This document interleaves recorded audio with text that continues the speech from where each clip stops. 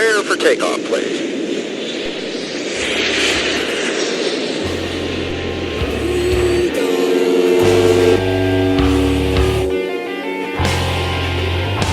It's the Shipping Pod.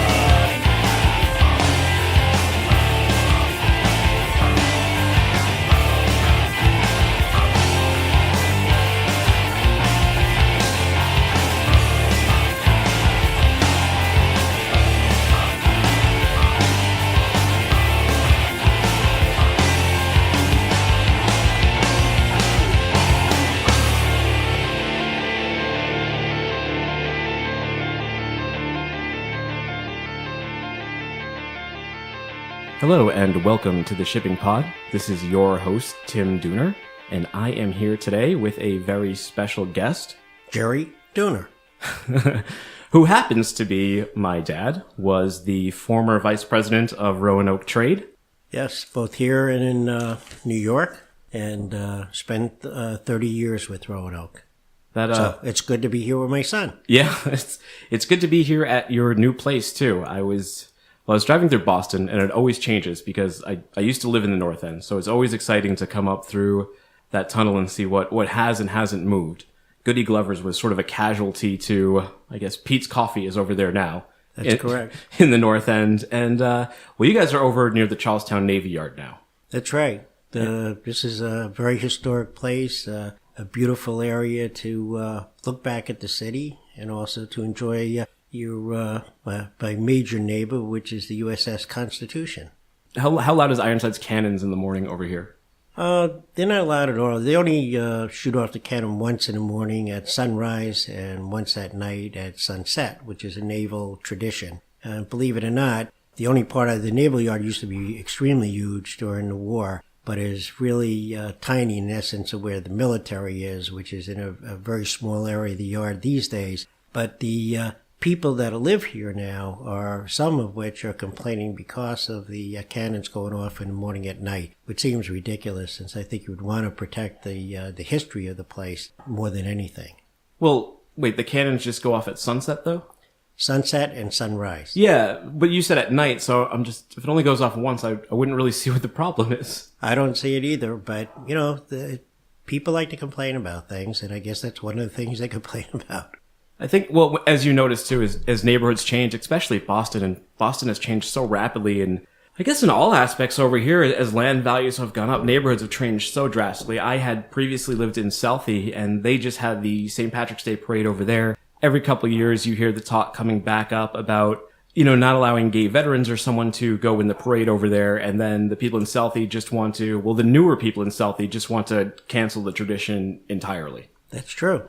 There seems to be a fight over who should be in a parade lately as well. There's all changes going on. As new people move into the older neighborhoods, traditions tend to change, sometimes for the better and sometimes for the worse. So hopefully the traditions will stick around, though they're part of what makes the city, and the different parts of it unique. Well, the thing that's always ridiculous, at least to me, about the parade too, is this issue literally comes up, I think, every 2 years now. It seems to come up, sponsors threaten to go away, and then they end up letting the veterans go in the parade anyway. It just seems like such a silly argument at this point in time. It does. I mean, it's not the veterans, it's the ones that are, gay, that they're against.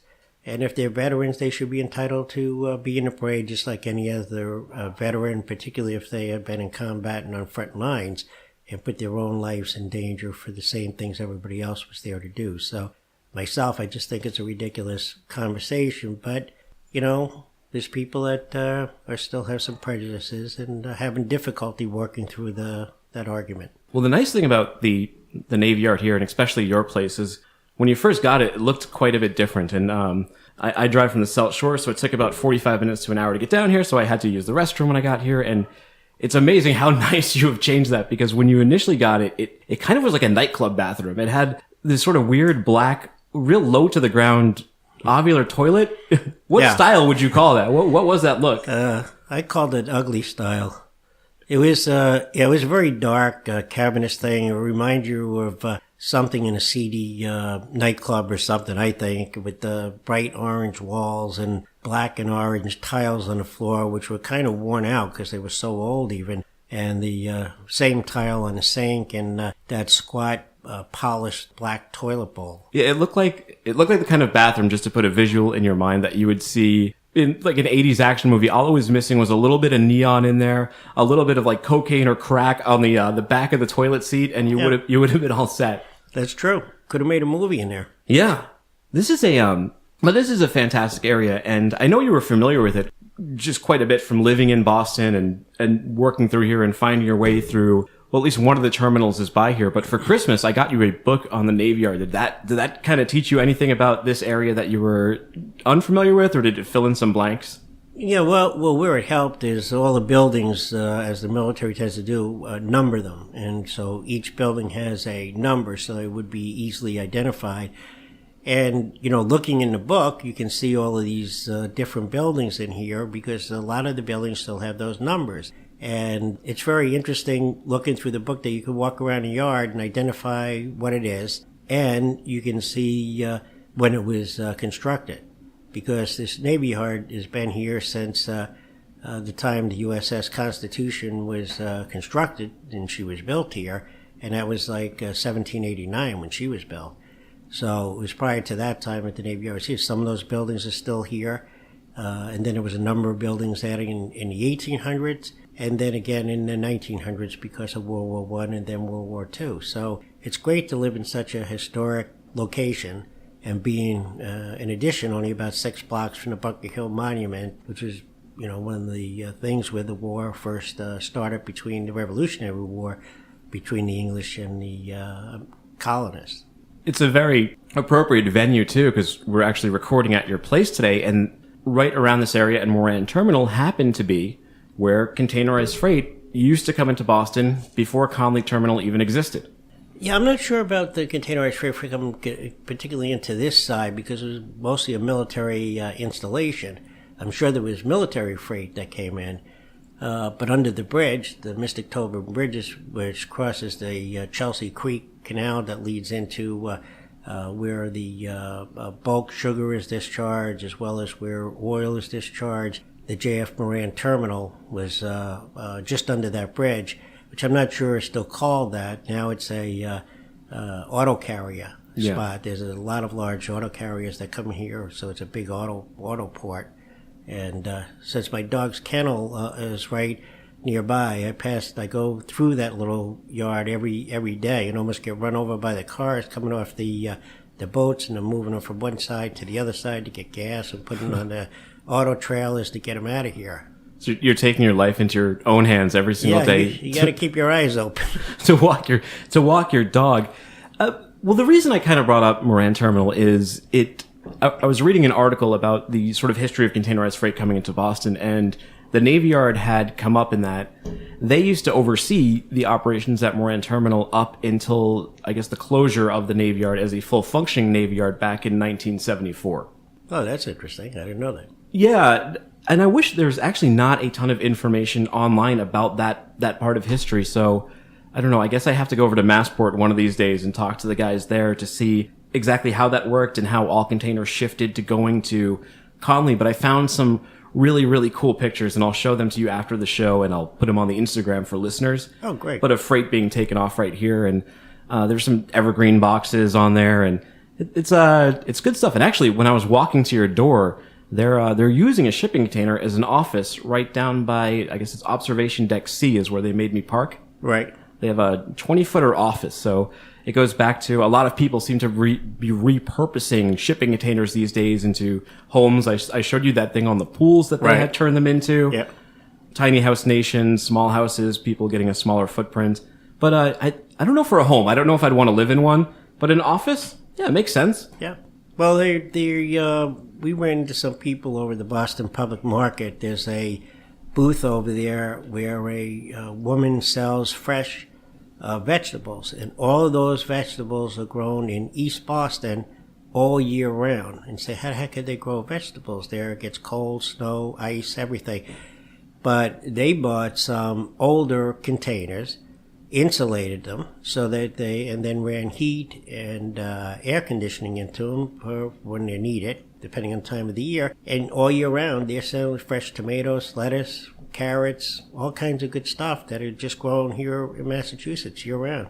And they're from Repurposed Containers. If you think about it too, it's kind of brilliant because you have a set amount of space, so you always know, the energy needs of the location, the ambient temperature needs, the lighting needs, the wattage. It's all in one contained box. Right. So that's where you are now, though. So you're in the Charlestown Navy Yard, but it took kind of a long road to get all the way here. So let's go back to the beginning, because I don't think you initially had thought about getting. Well, let's go to your background. You're former vice president of Roanoke Trade. Right. Roanoke Trade Group, Roanoke Trade Insurance. No, they changed it. It's basically Roanoke Trade Insurance. It's now changed its name a few times over the years because of different reconfiguration and different ownership. I mean, the company was originally owned actually by a custom broker freight forwarder out of Chicago by the name of J.E. Bernard and Company. And J.E. Bernard had offices in Chicago, New York, and London. And what happened in the 30s is the customs introduced customs bonds. They introduced immediate delivery and consumption. They want to protect taxes that may or may not be paid properly to the U.S. government. And so in order to do that, they created a customs bond system. And that system, guaranteed the government that if the importer did not pay the duties or penalties or fines that were owed after they got delivery of their freight, that the government could go after the bond or surety company to obtain the payment of that. And J.E. Bernard, the people there at the time, said, well, why can't we start our own company?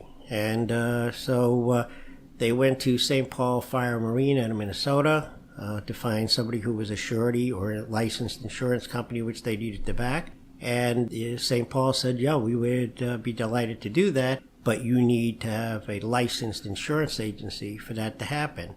So J.E. Bernard created Roanoke, and back then it was called Roanoke International Insurance. And the name actually came from a ship that was called Roanoke, which was a large four-masted cargo ship. So that's the history of that. You don't have a ton of those left, but when I was a kid and growing up, we used to have a lot of your ships around the house. I think, you guys move quite a bit. So I think between transit moves, pets that we've had at the house, them falling off tables, your collection has dwindled. It's reduced. It's virtually non-existent. Yeah. I've either given them away, lost them, they got broken, but anyway, it's nice to be here where I am in Charlestown. Not only we are in the Charlestown Navy Yard, but we actually live on a pier. So the water's all around us here, which is great. So you don't need toy boats. You can look at the real ones, I can look at the real ones. Right from your window. Yes. So that's interesting about J.E. Bernard, though. So initially, they were kind of the sales and marketing arm for the idea of selling insurance bonds. Then they went and got the insurance underwriters. Is that kind of how they got their start? I guess you could explain it that way. Is what they did is they knew that they couldn't support the bond system by themselves, just their own bonds that their own company could issue. So what they did is they went to the Customs Broker Association in Chicago and said, if we got a surety to provide customs bonds to us, would you guys be willing to buy them through us? And this large majority said, yeah, we need some source to do that. And that's how Roanoke came about. And it was operated as a subsidiary of J.E. Bernard originally. And these bonds that we're talking about, these are the simplest bonds going right now, which is basically your single entry bonds and your continuous bond, which are still in modern use. Correct. And have they changed at all since then, or is that they're basically the same exact thing? No, they've changed a little bit. I mean, not dramatically. Used to be when I started, what's now called a continuous bond, was called a general term bond. And a general term bond needed to be filed for at least $100,000, but was only good at one port of entry. When Customs changed the system, and I think it was in the 80s is when they changed it, that then became a continuous bond. And a continuous bond needs to be in the same amount, and it's in $100,000 goes up at $100,000 increments, but it's good at any port of entry in the United States. The single transaction fund, the format's kind of a little bit different. but it's pretty close to what it was. It's for a one-time shipment, and there were a lot of other kinds of custom spots, but those are the two most common, most importers or custom brokers would be familiar with and what they would be using.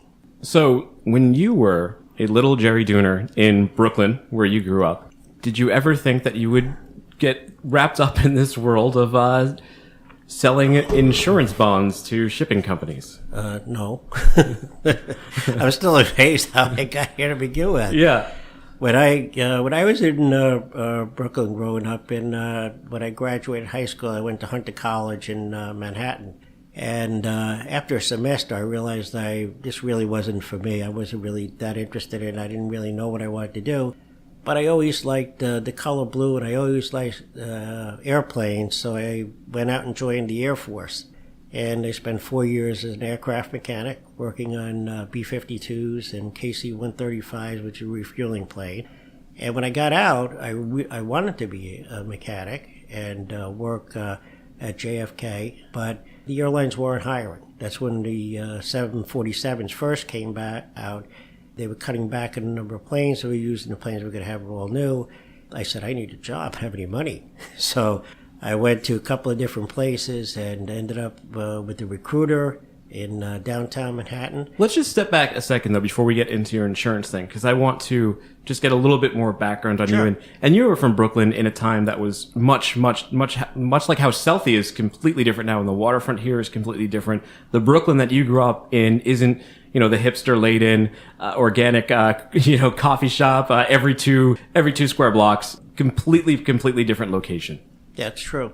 Yeah, it's changed dramatically. I mean, my neighbor, we lived in a low to middle sort of income area on a third floor of what you guys here might call a triple decker, but it's just like a block of all stores on the bottom, and then two-story apartments above those, and each of those were separate buildings but all attached, and we lived in one of those. So it was pretty crowded because there were like 8 of us living there most of the time in one bathroom, and I don't know how we managed to survive that, but we did.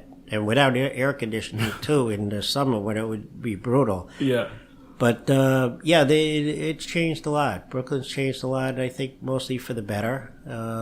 Brooklyn Heights used to be the height of every place where everybody wanted to be, but that's grown to Williamsburg, Greensboro, Canarsie, Bay Ridge. There's a whole slew of other areas that have changed dramatically. And the Brooklyn waterfront, which always was a dangerous place back when I was a kid, is changing quite dramatically, like the waterfront here in Boston is in a lot of other older cities. So, what led you to join the military? Though I understand the world, America was a much different place at the time, especially the idea of joining the military is sort of very patriotic idea. I don't think America had really lost its innocence towards war yet. So you joined up with the war that kind of did, I guess, disillusioned America on the idea of war. But at the time when you joined, what was your thought process? You just wanted to have some experience with planes. It was the thing to do.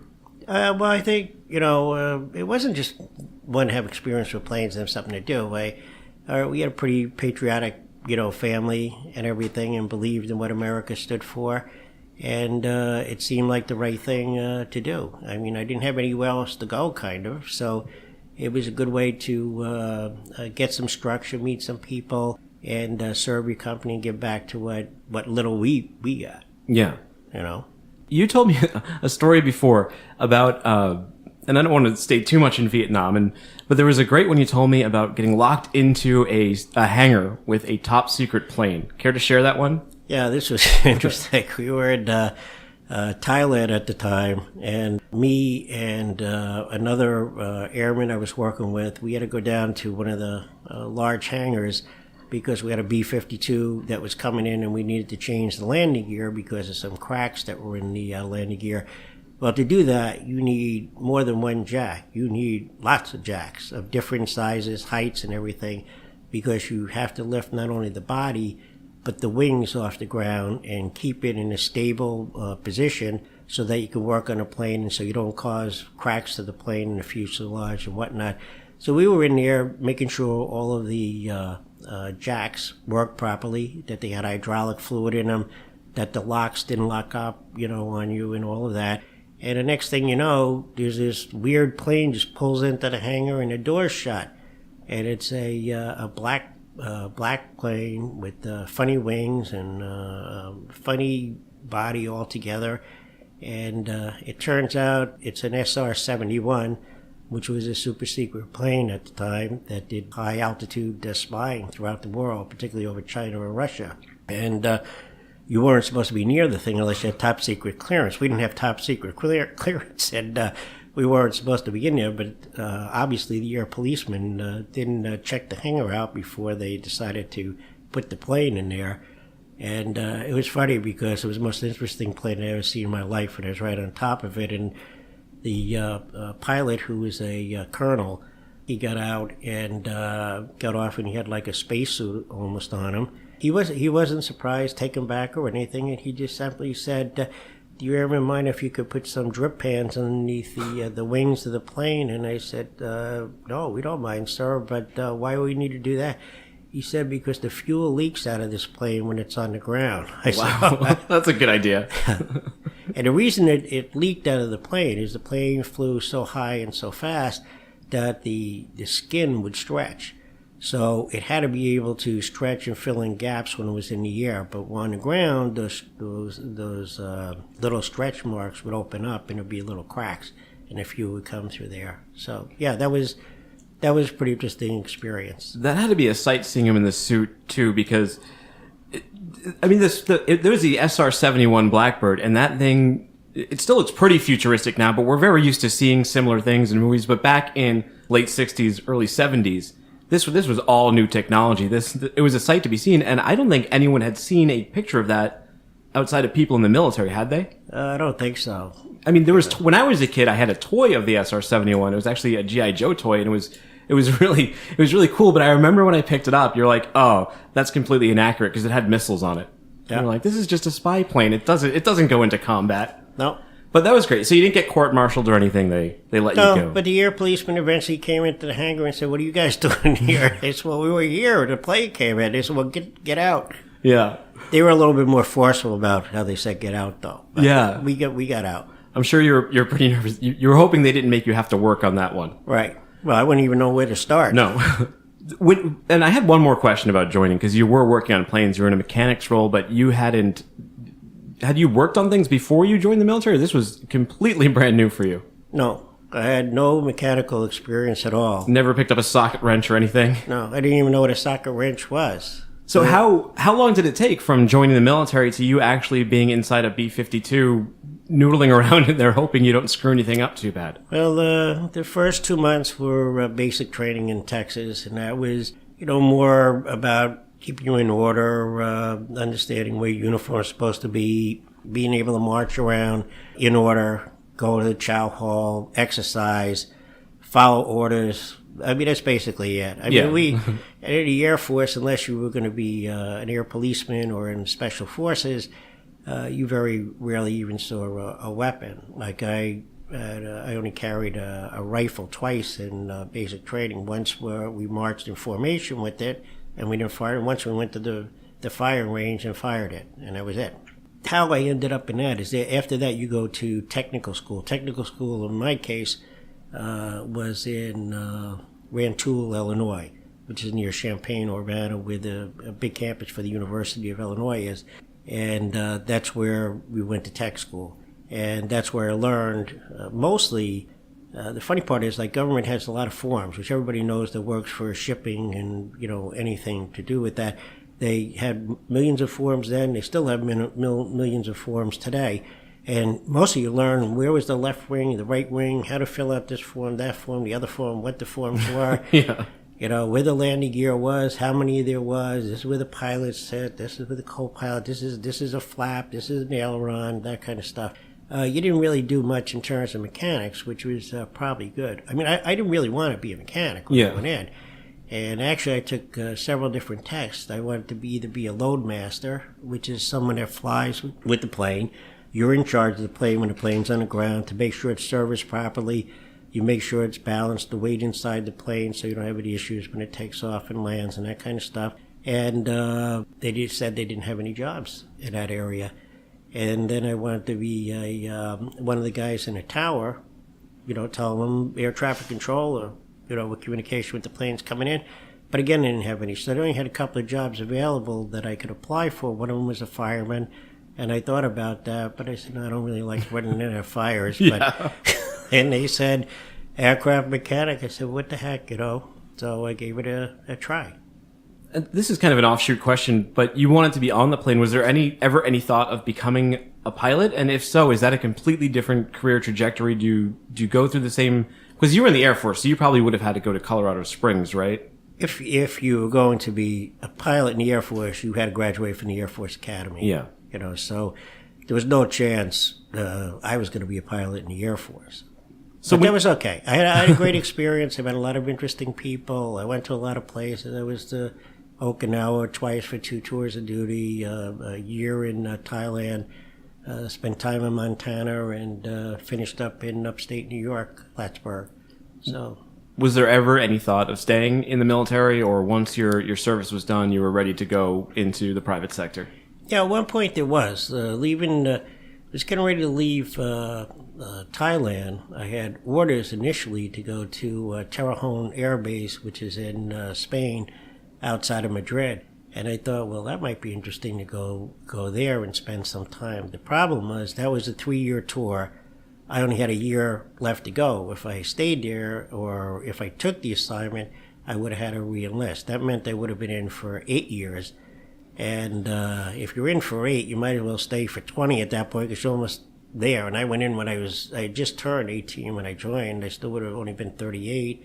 Would have been still able to pursue a career and everything. But I decided, no, I don't think I'm going to do that.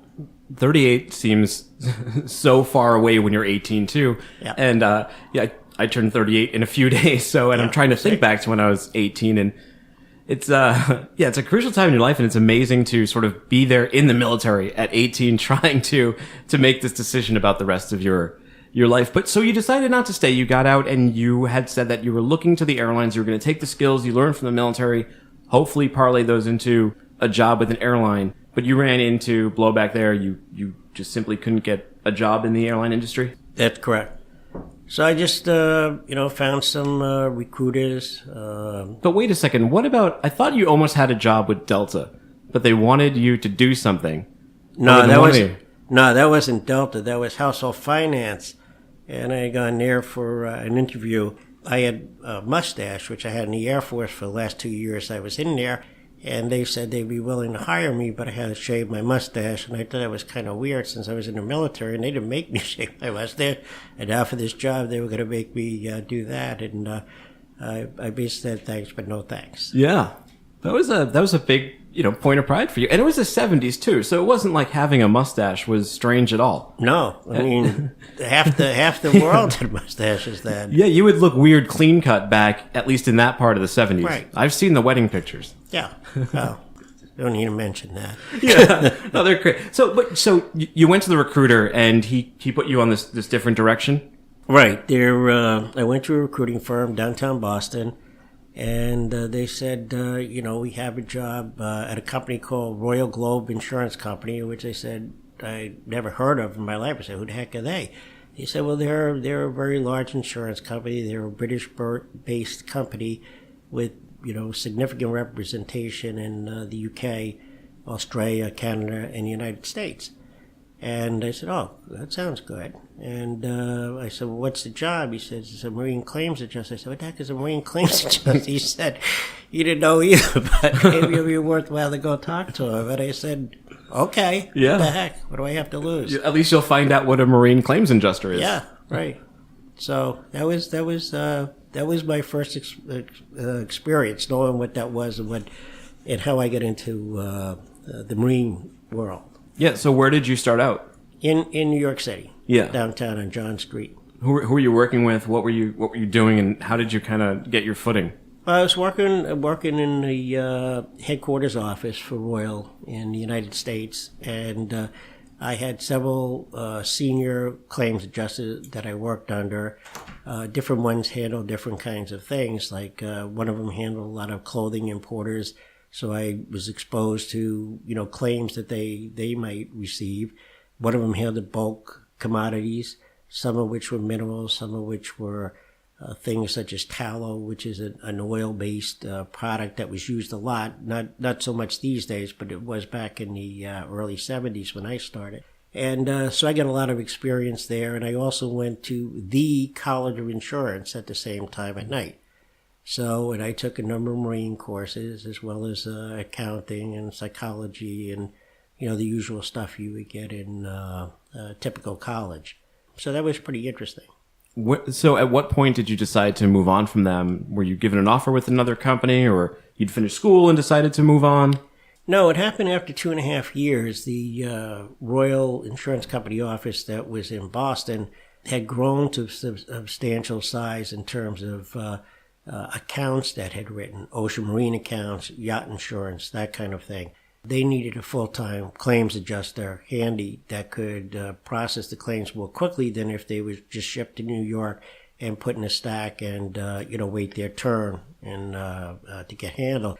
So that's how I ended up here. They transferred me here. I was relucted at first to do it, and I said, well, what the heck? If I don't take it, maybe I'll never have another opportunity. And it was the best move I had ever made. So you were in New York. They transferred you to Boston. Correct. Gotcha. But how did you move on from? So now you're in Boston. You're working with them. You're starting to learn more and more about the business. Was Roanoke your next move, or did you end up somewhere before them? Well, what happened? I stayed with Royal Globe, but then I got involved with not only handling claims, but there wasn't enough to keep me busy full time. I mean, there were claims, but I knew how to handle them efficiently and get them turned over and closed and taken care of. But they gave me an opportunity to underwrite at the same time. So what kind of information I would need to put in, what clauses are for what. Although being a claims adjuster, you actually learn more about what the clauses are than if you're an underwriter, because you see the implications of what those clauses mean and what can happen, or what is the intention of the underwriter. It's not always obvious by the clauses that are in the policy itself. So I got to do that, and then my boss, after 3 years, got transferred to San Francisco to run that operation. I guess there was no one else available, and they promoted me to the New England Marine Manager. So that's how I got in. And I did that another couple of years, and then Roanoke was looking to open an office here in Boston, and that's how I ended up at Roanoke. What did they offer you in terms of a position, growth? What was attractive about moving over to them? Well, the attraction was I would get involved in other lines of business besides just marine insurance. I would also be the office manager, so I would have nobody local to deal with in terms of a boss. My boss would be in Chicago. And I just started, that would be a great opportunity to learn the other side of the business as an insurance broker, as opposed to being an underwriter claims adjuster person, that I would also be involved in sales. So I said, I'm young enough. Why not try it? So is that so the other company, you weren't really out boots on the ground doing sales, front-facing customers, business-to-business type sales, or were you involved in that at all? Well, yeah, as an underwriter, you did some of that. And even as a claims adjuster, the underwriters would use you to certain accounts, especially ones that were claims intensive.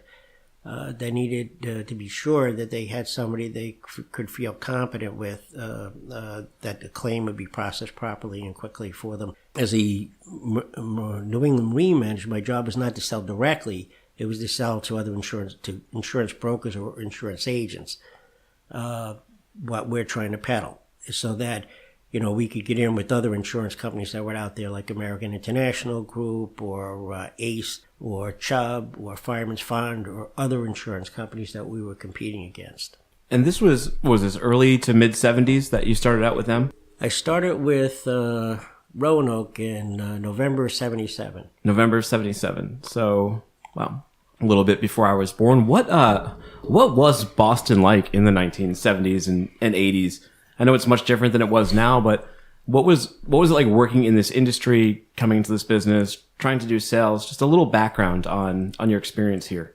It was a gritty city for the most part, Boston. But for some reason, I fell in love with it and with the people. And the business primarily back then, I was dealing primarily sales to custom brokers and freight forwarders. And that business was primarily all family-owned businesses. And if you could get on their good side to get to know them, you had a good opportunity to get their business. Plus, at the time, we had the most significant or sophisticated business processes for the custom brokers and the freight forwarders at the time. There was nobody in a comparable position as Roanoke was at that point, and that gave me a leg up on just about anybody else that was trying to get into the business. And I was able to get a lot of business fairly quickly in a fairly short period of time. Within a couple of years, I had a significant amount of business. And when you opened the office too, you were the only person initially. You had to hire an entire staff. You had to train a staff. I had to. Initially it was just me and one other person, a young lady who acted as my assistant and for a receptionist. And then we began to grow. And then I realized I needed another person because I kept getting asked a lot of other questions about what about my workers' compensation, what about my building, what about my general liability, those kinds of things. And I didn't have a background in that area, so I hired a person to join me to do that. Well, I would solicit it. That would be the person that would put everything together in terms of an application that would be acceptable to send along to an insurance company to say yes or no, I'll do this. Eventually we had grown significantly. We ended up over in, I think it was the beginning of the 90s, we had close to 30 people in the office at that time. So we grew from one person to 30 over about a 20-year period. While our company was growing throughout the U.S. You managed throughout your career to do as great a job of networking as probably anybody in this industry. Most people in Boston and a lot of people in New York who work within this industry have shook your hand before or have either done business with you or known someone who does business with you. But how did you kind of get there? Because naturally you're more of an introverted guy. You're not a huge extrovert. You're very reserved. You're not the classic stereotype of a salesman you see in movies or portrayed on TV. You're completely different than that. So what did you have to overcome with your personality to get there? And how did you start networking? LinkedIn wasn't around back then. It was a completely different game. Yeah, you're right. I am basically an introverted person. So I had to go outside of my personality to get to these, guys. And I became kind of a chameleon in the sense that I was able to be much more outgoing than I would other people would know me, except in business, because that was the only way I could gain the business and everything. And just became friends with people. And that helped. And then friends would refer me to, somebody else. And that's really the way I grew. And I also joined every conceivable industry group that I could think of. The local Custom Broker Forwarders Association, the Air Freight Forwarders Association, the Rhode Island World Trade Club, the Connect, Coalition of New England Companies for Trade, and ones in Connecticut, upstate New York, and Buffalo. In that area, I was part of their group as well. So, you just get your face out there. And you just keep talking with people. You meet them, and I would follow up with phone calls and letters. And, you're right. Since we didn't have computers and stuff, the way I would keep track of people, because I can't remember people's names. Yeah. I used to write people's names down when I get back in the car, plus how many children they had, if they told me their names, all right? So before I go in them to see them the next time, I would look at the card and remember the name, who their kids were, and that kind of thing. So that helped by personalizing the conversation. That's an incredibly useful tool too, because I think even to this day, people are making note cards and flashcards, but I think you have a lot of sales guys sitting in the parking lot Googling the company that they're about to enter and, trying to look at their latest stock release and maybe their Wikipedia page and maybe their own front about me page, but they don't know any of that personal connection about their pet's names, their wife, the kind of things that when you leave the room might kind of stick with them. Right. You also had a bit of an advantage back then in the sense you had touched on that all of these companies were family owned. It wasn't multinational conglomerates where you could actually forge this relationship. You could go out to dinner, go to the bar, go to one of these networking events with somebody and make some real traction. Right. I'm not saying business deals on bar napkins, but there probably were a few business deals done on bar napkins back in that time frame. Oh, there were. And a lot of it was different kind of business, like you're saying. It's not like the multinationals that exist today. A lot of the business been gobbled up by huge companies like UPS, FedEx, and other ones like Livingston out of Canada, which is created a huge organization up on the U.S. border and everything. And because they were family owned, when I was even a large company, you might only have a couple hundred people. So you could get to the top of the people and get to know them, and especially if you were going to national conventions and stuff, which I was going to. So that helped dramatically. These days it's so hard. I mean, really, while price was important, price wasn't the only thing. Today, what you're selling against in most cases is the bottom line. It's really tough, and it's tough for companies to make money. It's tough for especially custom brokers and freight forwarders, which are in the middle of all of these things. It's like our business, the same thing. It was very difficult, and you get squeezed, and it's hard to increase salaries and everything. But as these things started to happen, I remember talking with people, and I'd always try to relate to what they were talking about and say, we're in the same position you are because we're a middleman just like you are. We have the same problems that you have. And even when I used to talk about accounts receivable, because that was one of my jobs as well, collect money sometimes. So, we need to get paid, just like you need to get paid. You need money to pay your rent, to pay your employees, your office supplies. We need the same thing to do the same thing. So, and we would go to conventions and talk to them and say, you guys got to tighten up your credit rules, what you're doing, so that you get your money in a timely manner, so you're not out borrowing money. Because that only works for a short period of time. That's got to be the hardest part too. About at least on this end of sales, you're not really selling anything tangible. You're selling coverage. You're selling risk aversion. You're selling the ease of sleeping at night to your customers and to their supply chains. But you're not selling a car, or you're not selling a real tangible product that they can look at. So it's very hard to get people to actualize the value of that in their head. So rates can always become difficult. But as you touched on too, is, globalization may not always be the best thing on earth when we look at all these companies getting swallowed up. Look at the steamship lines right now. These are multi-billion-dollar companies, many owned by nations, and they're struggling to stay afloat. They're actually being investigated right now for price fixing. Right. Which would be really sad if they get nailed for that, because if they're price fixing on a race to the bottom. Right. You guys are going the wrong way, but I think maybe what they're looking for is market share, I think. I think so. What they're doing within the alliances, if they're setting floors and ceilings in the alliance or avoiding customers, which, I don't know. With so much technology, email out there, if you're investigating anybody these days, you might be able to find something. Yeah. I'm not saying these lines do it, but hey, the DOJ is there. No, I think any business, it doesn't matter what you're in, there's always a few bad apples in any group. So there's always room to steal from people or, do things that aren't right. I mean, we had it in our business. It exists in every business, but you weed it out as it comes along. You weed it out. Those companies eventually run into problems anyway, at some point. And especially if there's a big investigation that proves, that they were guilty, creates a problem for them trying to survive and continue in business. So, good businessmen don't want to be put in that position.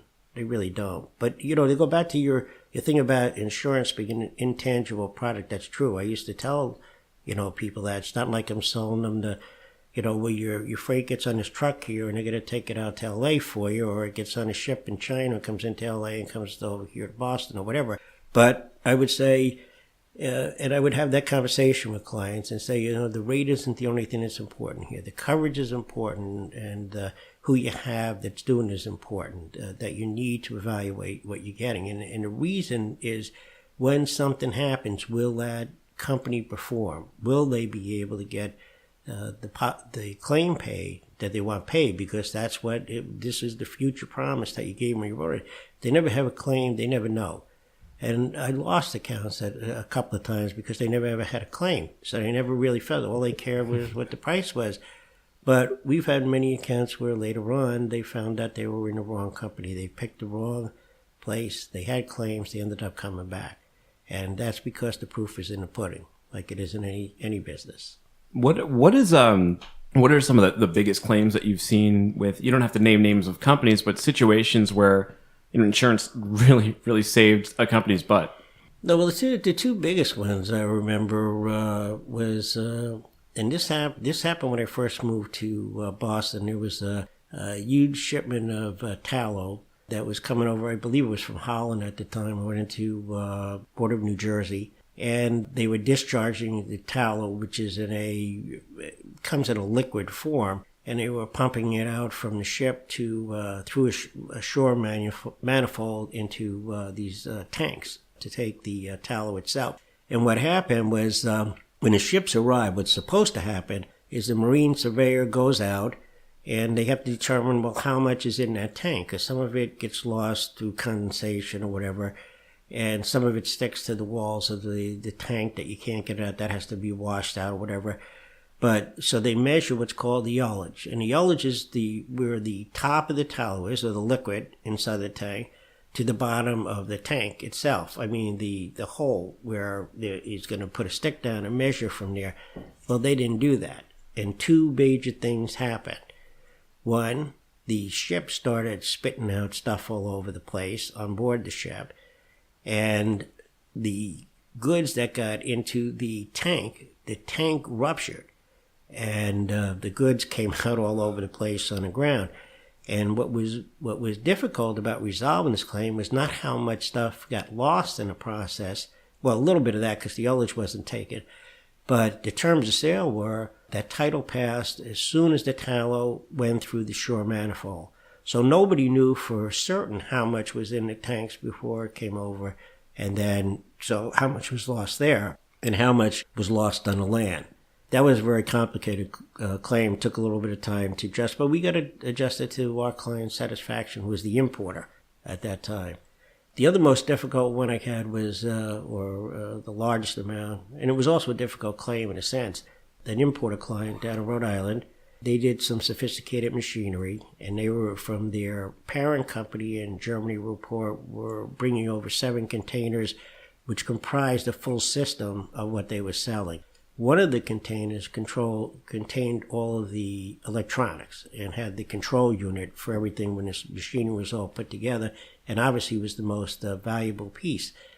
And when they were discharging stuff in Baltimore, somehow the longshoreman dropped one container on top of that most expensive unit. And that was estimated to cost $2.5 million, wow, that unit itself. You could repair it, but it was going to take quite a bit of time and it was going to cost a lot of money. Now, all of the pieces within this control unit are not manufactured by the same company. They're manufactured by other companies they might do a piece here, another company might do another piece there. And so it could take a long time to establish the full value of the claim, and a long time to get it repaired and finally get get paid. But we had built a clause into the cargo policy that said once the loss is significantly determined to be covered by the policy itself, we could obtain 70% of the value of that in advance of establishing the full claim amount. So within 30 days of the loss happening, but without proving the full value of the claim, we got a check from the insurance underwriter for 70% of what the estimated damage was going to be, and put that in his bank account. Now, a lot of people may not have thought of that clause to put that into their policy. They might have said, well, they have an all-risk policy. Yeah, you might have an all-risk policy, but, does it have any kind of advantage to you besides just being that? I mean, this was an example of having somebody could benefit that because they might have had gone out and borrowed that money in the interim. So that was my two most complicated claims that I dealt with. What's probably the most common claim that someone would have who's sending ocean freight? When I first started, it was pilferage because a lot of this stuff wasn't containerized when I first began. Got like break bulk goods. Yeah, break bulk goods, a lot of pilferage, a lot of really weird claims, so-called water damage that they claim is ocean water damage. But the stuff would stay on a pier for a while, and if the market had dropped, an importer might be tempted, which I know at least one that did, would go down and get water, go to where it was, throw the water on his goods, not allow him to sit for a while so that then make a claim later when he took delivery of the goods and claim that it was water damage.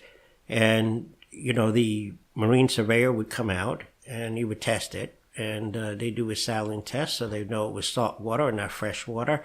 They said, "Oh yeah, it's a saltwater damage claim," but they were cheating these people. That sounds like some low level mob type stuff. Yeah, the importer calls a guy down an alley and he says, "Can you take a bucket of seawater? Yeah. And throw it on? These goods aren't good anymore. Yeah, they've expired. Go destroy them so I can claim them." Exactly. I guess the big ones that happened were later on were more hijacking related. As they became containers, instead of trying to pilfer stuff or steal a carton here or there, now they began to hijack full truckloads of goods. So that was fairly common. And other than that, some of the big ones that you get if you had a fire on board a ship, obviously, or the ship had gone through some extreme weather on a voyage, which happens fairly frequently, and you're seeing pictures of container loads that are listing all to one side, and the ship lists to the port side, and all the containers now, they don't all stay on board after that. They start falling into the water. Did you see any vessel sinkings? Did you ever have goods on those? Yeah, we had a few where that happened. But not, we didn't have as many as you would think, even though there's at least one sinking a day throughout the world, at least. Yeah. That's kind of an inflated stat. It's a little bit cherry-picked because, it's a good sales number if you don't want to look too much behind the numbers. But yeah, you're right. It does happen. Right. But so you brought up an example, though. There's a fire on board a ship. That would, if you went on the ship without a policy, you could be liable for what? General average on that, right? Well, yeah. Well, a general average is a very unique thing. And by the way, general average in marine terminology just means a general loss. So it applies to everybody. It applies to everybody that's involved in the successful completion of a voyage. And that is the ship owner, the shipper themselves, and all the unearned freight that's on board the vessel. And when that happens, a whole different ballgame. It's not a straight kind of loss because in a general average situation, you don't have to have any damage to your goods to be responsible for damage that might have occurred to others. And it's a part of a general over because you're part of the successful completion of the voyage, that all the expenses, all the losses get put in a pool and you get a percentage of that. Well, if you don't have any insurance, what happens is when the goods get discharged at the port, you're not going to be able to get your goods unless you post a cash bond with the what they call general average adjusters, the ones that are adjusting all of this and obtaining the stuff. You can't get your goods off the pier unless you do that. But if you have an insurance policy, the insurance company puts up a so-called letter of indemnity. It says, when you guys figure out what our client's loss is, we guarantee we'll pay you. So it's a pretty smooth process in that event. So if your goods are on the ship, you don't have insurance, the cost is going to completely vary. And this goes back all the way to the beginning of merchant trade. Correct. Back when people were originally putting things on board, if you were a merchant, you wanted to put your ships, you had to give X amount of dollars to whomever was the owner of the ship. Sure. And whatever nation perhaps owned the ship as well. Well, okay, a lot of the marine stuff is from historical perspectives and stuff and things that happened. I mean, going back to Roman and Greek times when they traded across the Mediterranean as an example, they would run into heavy seas in the middle of the Mediterranean itself. Well, and the boats would start taking on water. They weren't substantial boats like we have today. And the captain of that boat would have to make some kind of decision how to save this boat. Well, they might have to throw off goods that are on board that boat into the water to save some of the goods that are there, to save the boat, and to save the lives of the crewmen. So that's how that came about. Took a quick pause there for a second. One of the great things about recording at home is that you're at home, but we have We have a bunch of grandkids over. You have a bunch of grandkids over here today. We have three little boys running around downstairs. So, well, 2 running around and 1, he's only a few months. So Right. So he's not running yet. Yeah, But he will be.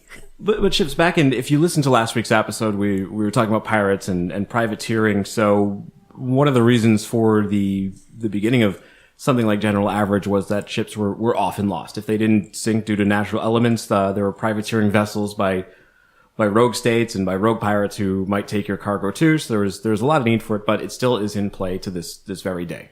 Yeah, it still is. I mean, the insurance for marine, which is the oldest form of insurance around, was actually started in London, and that was started in a coffee house there.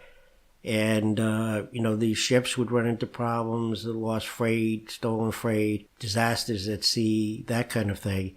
And a group of coffee shop businessmen got together and said to some of the captains, well, we'll take care of insuring your boats. And that's how Lloyd's got started. So what happens is Lloyd's is not actually an insurance company in its traditional form. Lloyd's is what's called a syndicate. And inside that syndicate are different people who take a portion of each of the loss. So if you had something that's worth $1,000, one guy might say, well, I'll take $10 worth. And they would undersign or underwrite on a slip. That slip would go to someone else that would say, okay, I'll take $5 worth, and someone else, and so on until they completed the full amount that was there.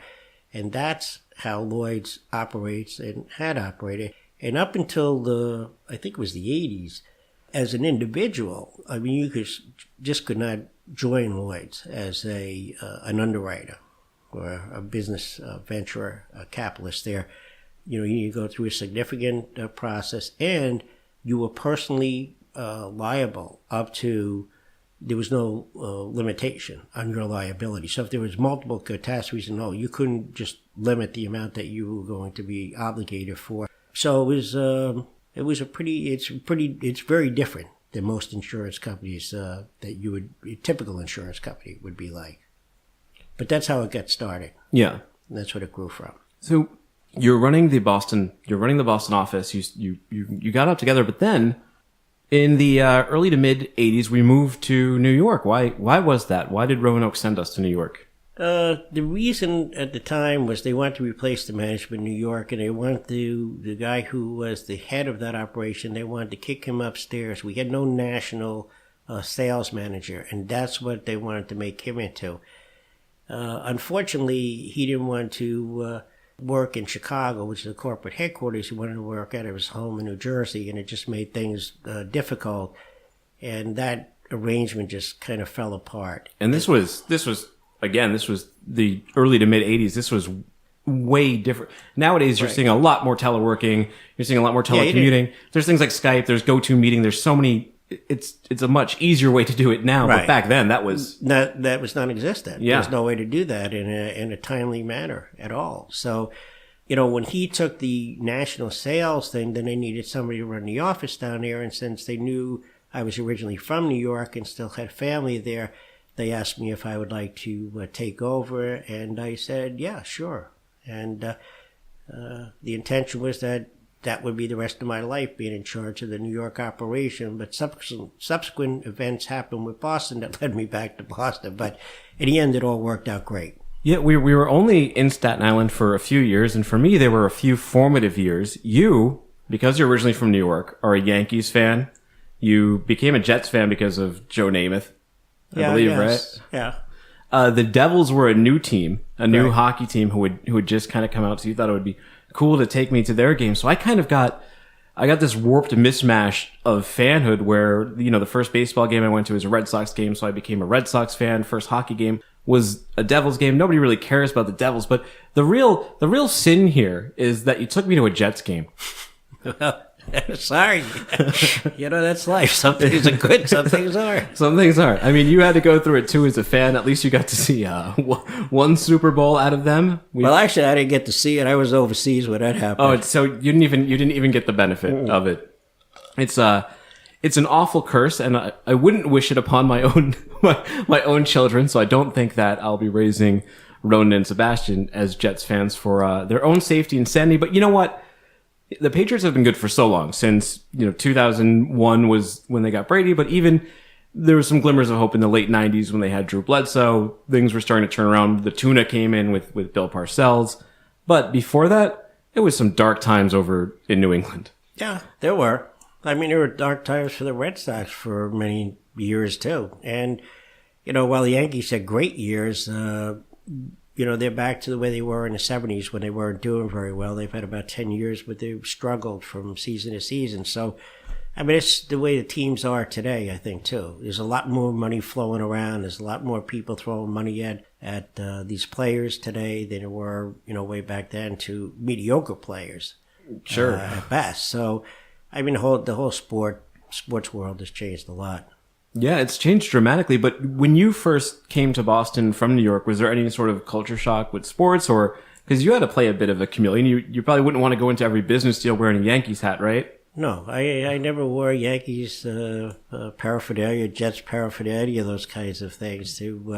I kind of, they became like my second teams, though. The Red Sox became like my second team, and the Patriots did, way back when, and Celtics, I liked the Celtics a lot, so I would follow the Celtics and whatnot. And when you're in sales too, one of the things I never did as a kid read sports pages, but I did as I got into sales because I found that was a common element. You could talk to people, and it was non-contentious if you sided with them, which I did. I would just say, your team did great today. That was good, and so I would know what the scores were and that kind of thing. Well, and also, again, 80s, no internet. Cable had just come in, but there were no like NBA League Pass or MLB Season Pass or the season ticket for NFL. So You were forced to watch the Patriots. And the Giants usually are the team that, even to this day, they stick as our secondary NFC team. Right. So you wouldn't. So it was tough to follow the Jets. Without a newspaper, you wouldn't even be able to see their games unless they played the Patriots. And both teams were pretty god awful in the 80s, except for that brief period right after the strike when the Patriots made the Super Bowl to get crushed, and the Jets had that really good season where they just fell completely apart at the end, like every other season. Well, no, actually, sometimes the Jets fall off in the beginning, and then you can give up early, and then sometimes they'll. But a couple of times I got to the end, and but then couldn't get to the real end. Well, like with Mark Sanchez, and even as a Jets fan, you're going to the AFC Championship 2 years in a row, but you know you're not going to win. Yeah. Well, fortunately, I'm not a nut about sports. I mean, I follow it and stuff, but I don't think I've watched a full football game in probably 10 years or something. And even baseball games, I'll watch a couple of innings, and that'll be it. I kind of like when we lived in California because you could see a football game like 10 o'clock in the morning, which was great, so you could watch one for about an hour or two, go out and play golf, and, come back and see part of another one when you came home.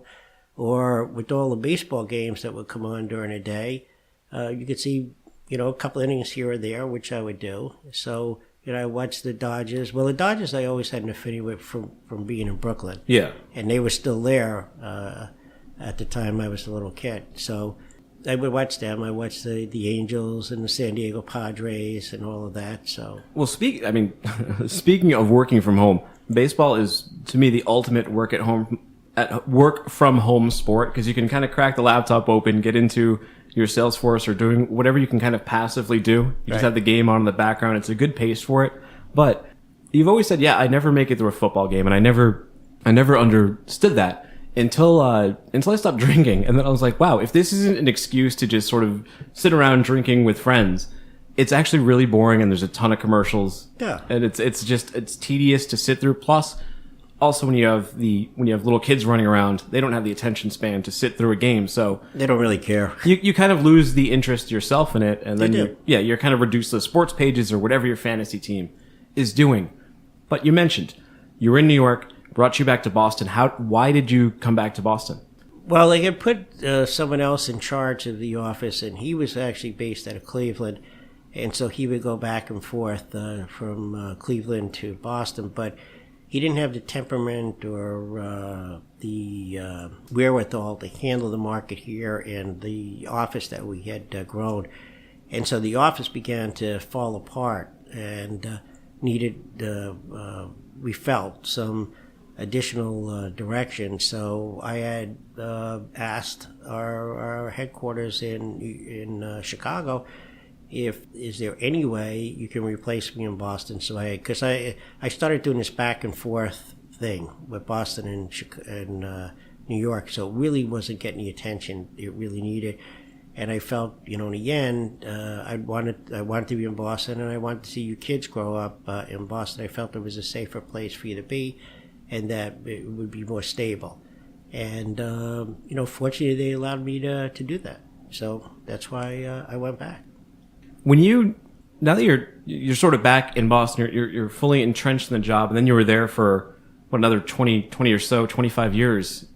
From then straight on, no moving around, just running the Boston office. Were you surprised at the time coming into customers with their sort of, and I don't want to say it in an insulting way, just in the true essence of the word, their sort of ignorance to insurance, marine cargo insurance, the benefits of it?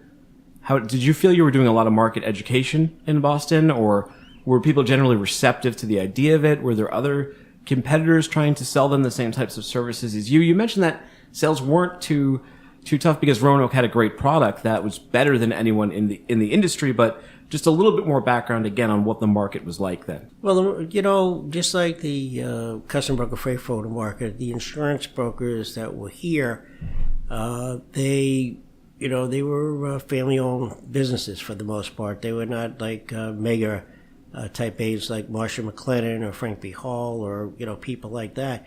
But, so you're competing against them, and they were, for the most part, trying to compete on a number of different lines of insurance. So the backgrounds were more like an auto or workers' comp or building or general liability.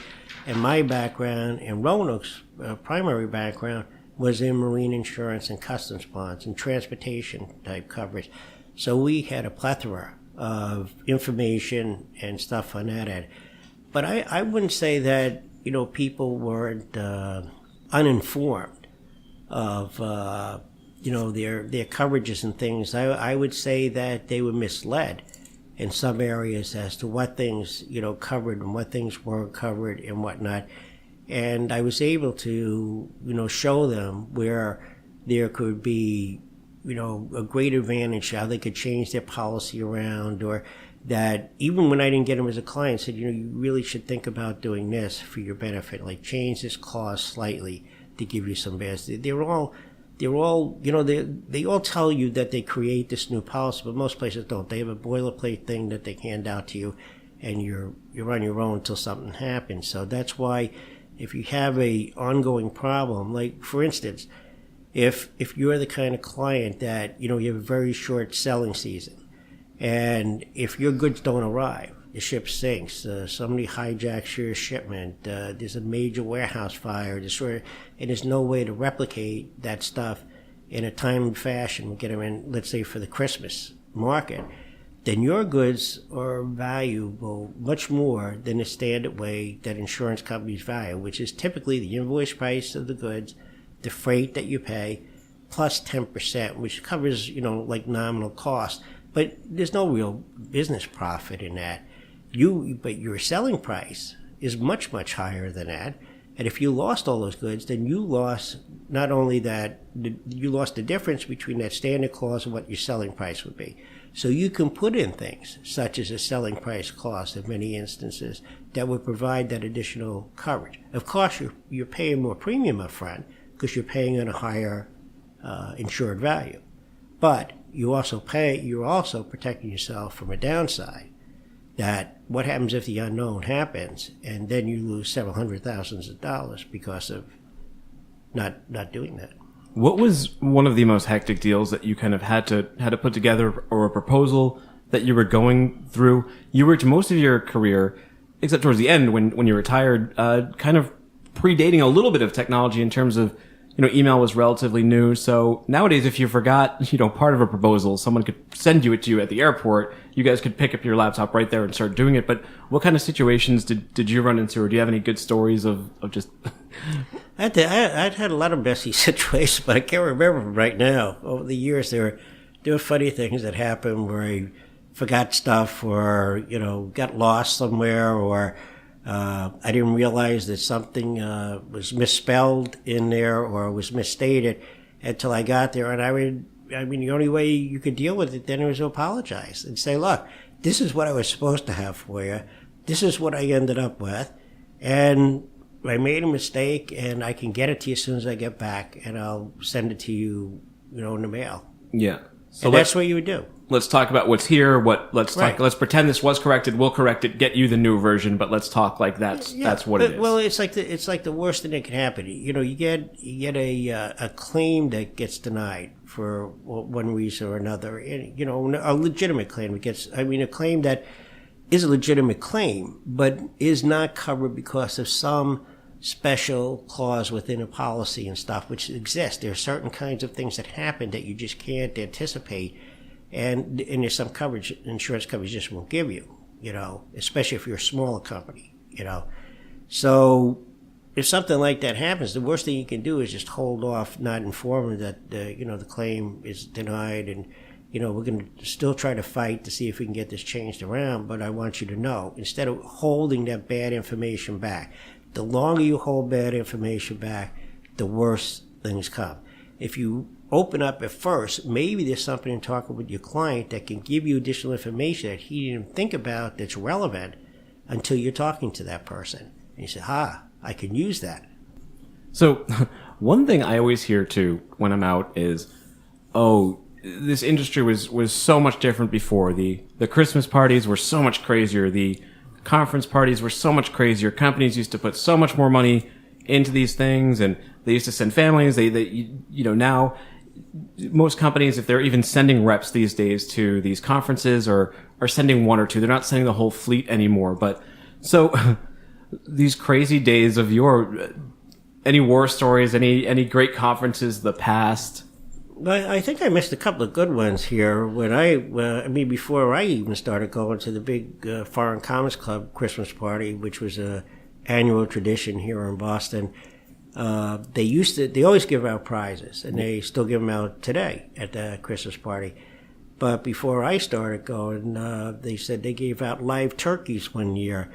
And, one guy went home with his live turkey in the back, and the live turkey didn't like sitting in the back, I guess. It got a little crazy and got in the front, and the guy ended up driving off the road. Fortunately, he wasn't seriously hurt, but that was a little nutty. Whose idea was that to give out live turkeys? I have no idea. I don't know. But, yeah, there certainly was in the early days when I was here. There were some parties that went on forever that were a little wild, and but it was family-owned businesses, and they controlled everything. It was a big corporate things, which today they control everything. And that's not only happened in the broker folder or the marine insurance world. That's happened throughout, businesses throughout the country. Yeah. It's everything. And, there's been pushes towards, less drinking, stricter drunk driving laws and all of that have also dimmed that these kinds of things going on. I mean, look at Massachusetts. Used to have happy hour, and happy hour for Massachusetts has been gone for 15, 20 years now, something like that, quite a while. And what's weird though is California still has happy hour as one of the most, you wouldn't expect it because it's a funny kind of state. You would think they'd be cracking down on that, but they still have it. Yeah, but Massachusetts is such a weird state. I mean, we're one of the most blue states at least in voting in the United States, but it's also, there's a huge sort of puritanical conservative underlying current that also goes on in Boston that really makes it's sort of unique. It's hard to entirely explain the exact dynamic that goes on here with the mass voter, but yeah, you're right. The drinking's gone, but yeah, and as you said too, throughout the world, you look into any corporate handbook now, no drinking in the office. Way back when you were, right. The parties were held in the offices. If not, well, actually, they were usually in nicer places, right? Because some money was being spent. Well, not all of it, but in Christmas here in Boston, with the family-owned businesses, they were all pretty much in the same area in downtown near the customs house or over at the airport. And the Christmas time, starting about the first week in December, each company would hold a Christmas party in their office. And as a sales representative, I had to go to all of them to go meet people. I guess I didn't have to go to all of them, but I did go to all of them to see everybody, to talk to them, get close to these people and everything like that. And it would be nonstop until you got just beyond Christmas. Those things don't happen anymore. Well, it's like real social selling nowadays. Social selling is kind of a buzz term about going on LinkedIn and networking and making sure your network is big and going to meet people almost virtually.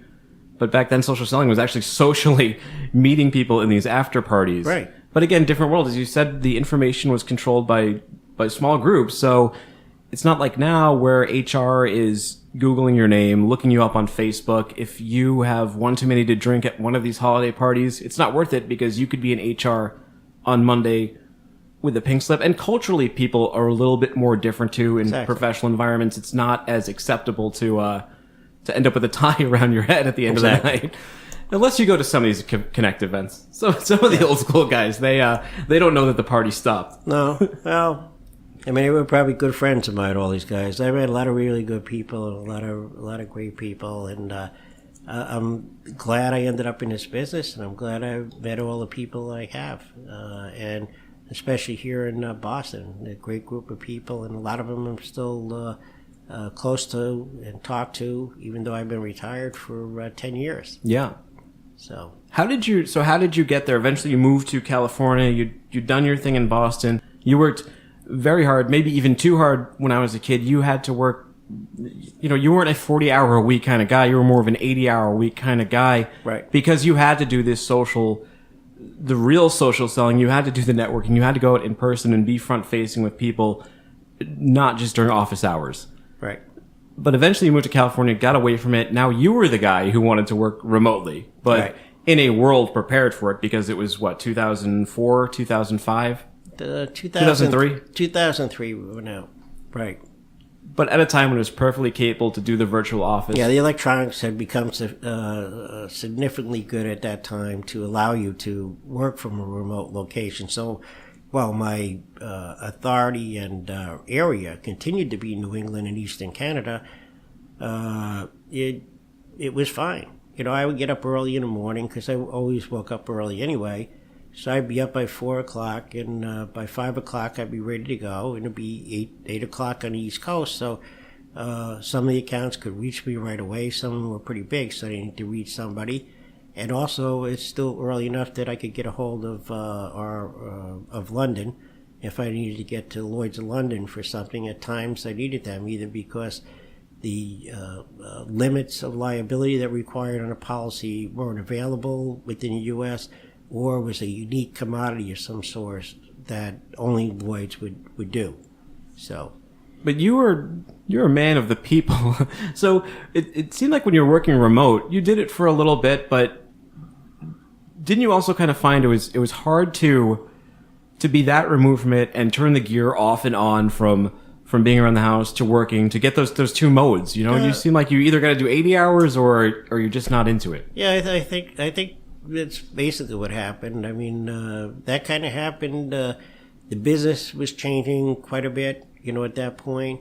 And I think I was approaching a burnout level from all the early times where I was working for all hours. And I kind of reached a point where I said, I need some time for myself and my family, at this point. And that's what I decided at that point I would do. And fortunately, I was in a position that I was able to do it. Not everybody is, but I was, and I'm happy I made the decision when I made it. No, yeah, because you could have been your own boss too. You could have, You had plenty of book of business that you could have just started doing consulting, and you could have got paid people would have paid you to look at their insurance policies throughout the years. But yeah, you found out that, I don't know, you're a 1-speed bicycle, right? You're not a 10-speed. It's either work or don't work. Right, exactly. And you haven't even sniffed going back to work. You're not on here to announce you're going to go back into the industry or anything to that effect. You're way down. I'm not. Actually, I don't mind staying in touch with my friends, but I'm not, planning on getting back into business, no. Is there anything that you do miss from it? Obviously, seeing some of the people. Yeah, because I don't see them as frequently as I did. There's certain people, in areas that I would travel to, like up in Buffalo, or, at the national conventions that I would see all the time. That we became good friends over the year. people that I work with in the Roanoke organization, all of that kind of stuff. But sure, I miss some of that. But I'm still glad I did what I did. And I thank all my friends in the business, and again with the broker photos particularly, but the importers, the exporters, the truckers I work with, as well as the Roanoke people, which is a great group of people.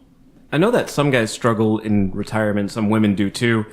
Because of the sense of identity. You had done something for so long, now you're not doing it anymore. But was being burnt out from there, and also being in California removed, did that just kind of make it an easy transition to go, you know what, on this date I'm done, and then you close the file cabinets, unplug the computer, and it was that easy? It wasn't quite that easy, but in the first year was a struggle when I not the first couple of months. First couple of months, it's kind of like you can do whatever you want. Well, I'll go see this in California, I'll go see that, I'll go there.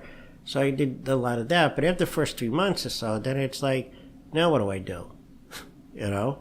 So I had to find a niche, and in some ways I found a niche by getting into tennis. I needed something to do physically. Yeah. To keep me healthy and everything. And I never played tennis in my life, but I said, they're doing here, what the heck, I'll try it. And I'm still playing it today, so I enjoy doing that, and it's been a lot of fun. What's next for you? What's on the docket for 2017? Enjoying my grandchildren. Yeah, you have plenty of them now. Yeah, I'm up to 4 now, thanks to you getting the last 2. Two in there. Yeah. I think that might be the only 2. Yeah, well, when you start putting the car seats in the back of the car, it really starts to just swallow space. It does. It starts making you have crazy thoughts, like thinking minivans look attractive. Right. But hey, thanks for joining us today. Thanks for having me. This was a great time. Did you get everything else you wanted? Did you have anything to share? Anything to say?